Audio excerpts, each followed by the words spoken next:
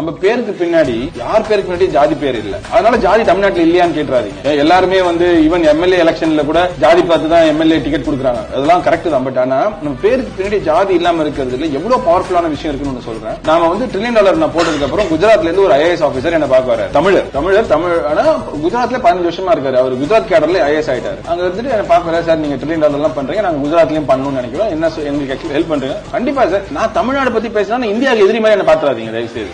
அது ரொம்ப முக்கியம். தமிழ்நாடு வளரணும், எல்லா மாநிலமும் வளரணும், இந்தியாவும் வளரணும் அப்படிங்கறத நானும் உங்களை மாதிரி ஒரு பற்றுள்ள ஒரு இந்தியன் தான். ஆக்சுவலா அது ஒண்ணு எந்த அவருக்கு நான் சொல்றேன் சார் எல்லாமே சொல்லிட்டு நான் பேசிட்டு இருந்தேன். ஃபர்ஸ்ட் அவர்கிட்ட ஒரு கேள்வி கேட்டேன். சார், உயர் ஜாதி உள்ள பெயர்கள் இல்லாத ஆட்கள் வியாபாரத்துக்காக ஒரு வாடகைக்கு ஒரு இடத்த வாங்க முடியுமா? நான் போய் வாடகை கேட்கிறேன், என் பேர்ல கீழ் ஜாதியோட ஒரு லாஸ்ட் நேம் இருக்கு. ஒரு 2 minutes யோசிச்சு பார்த்துட்டு சார் கொஞ்சம் கஷ்டம் தான் அப்படின்னாரு. கொடுக்க மாட்டான். அப்புறம் அவர்கிட்ட சொன்னேன், சார் நீங்க $1 trillion அப்புறம் பண்ணலாம் சார், தயவு செய்து போய் முதல்ல சோசியல் ரெவல்யூஷன் பண்ணுங்க. சோசியல் ரெவல்யூஷன் பண்ணாம எக்கனாமிக் ரெவல்யூஷன் பண்றது டோட்டல் வேஸ்ட். ஏன்னா எல்லா பணமும் திருப்பியும் போய் பணக்காரங்களுக்கு மாத்திரம் தான் போய் சேருமே, ஏழைங்களுக்கு அந்த பணம் போயே சேரவே சேராது. The precursor to economic revolution is a social revolution. தமிழ்நாட்டுல அந்த எக்ஸ் ஃபேக்டரை கிரியேட் பண்ணது பெரியார். அதான் மத்த மாநிலத்துக்கு நமக்கும் பெரிய டிஃபரன்ஸ். அந்த எக்ஸ் ஃபேக்டர் நமக்கும் மத்த மாநிலத்துக்கு என்ன டிஃபரன்ஸ்னா, அந்த சோசியல் ரெவல்யூஷன் நம்ம முதல்ல ஸ்டார்ட் பண்ணிட்டோம். பெரியாருக்கு ஒரு பெரிய அட்வான்டேஜ் இருந்துச்சு. என்னன்னா, தெளிவு வந்ததுக்கு அப்புறம் 50 வருஷம் உயிரோடு இருந்தார். 40 வயசுல ஒரு தெளிவு வருது. அதுக்கு முன்னாடி அவருக்கும் தெளிவு இல்ல. அப்புறம் 93 வயசு வரைக்கும் உயிரோடு இருக்காரு. கிட்டத்தட்ட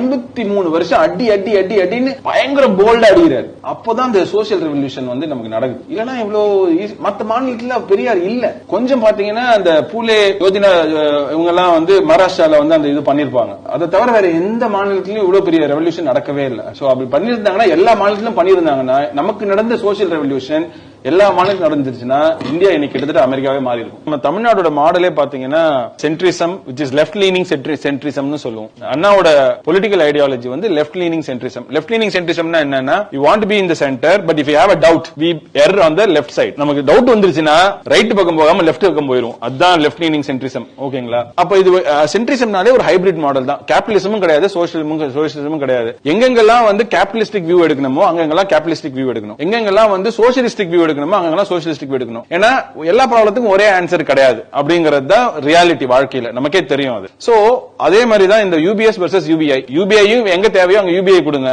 எங்கெங்கெல்லாம் UBS தேவையோ அங்க UBS பண்ணுங்க. அதான் டிவிடெண்ட் மாடலும் கூட.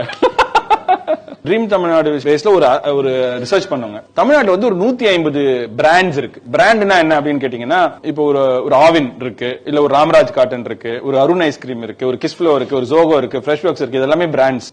ஆச்சி மசாலா, சக்தி மசாலா, இந்த மாதிரி ஒரு 150 பிராண்ட்ஸ். இந்த 150 பிராண்ட்ஸ் ரஃப்லி 25% ஆஃப் எக்கானமி கான்ட்ரிபியூட் பண்றாங்க in terms of GDP as well as job creation. இதெல்லாமே சோ என்னோட கால்குலேஷன் படி இந்த 150 500 மாத்திங்கன்னா $1 trillion எக்கானமி முடிஞ்சிச்சுங்க. ரொம்ப சிம்பிளா, ரொம்ப லாஜிக் வச்சுக்கோங்களேன். இதுதான் நான் போய் சொல்லிட்டு இருக்கேன். அடிக்கடி சிஎம் ஆபீஸ் போனாலோ இல்ல பிளானிங் கமிஷன்ல போனாலோ எப்ப பார்த்தாலும் சொல்றது, இந்த 150 பிராண்ட் எப்படி 500 மாத்துறது? அதுக்கு ஸ்டார்ட் அப்ஸ் மிகப்பெரிய அளவுல நம்ம உருவாக்கணுங்க. அது நம்ம பண்ணிட்டாலே we will get job creation.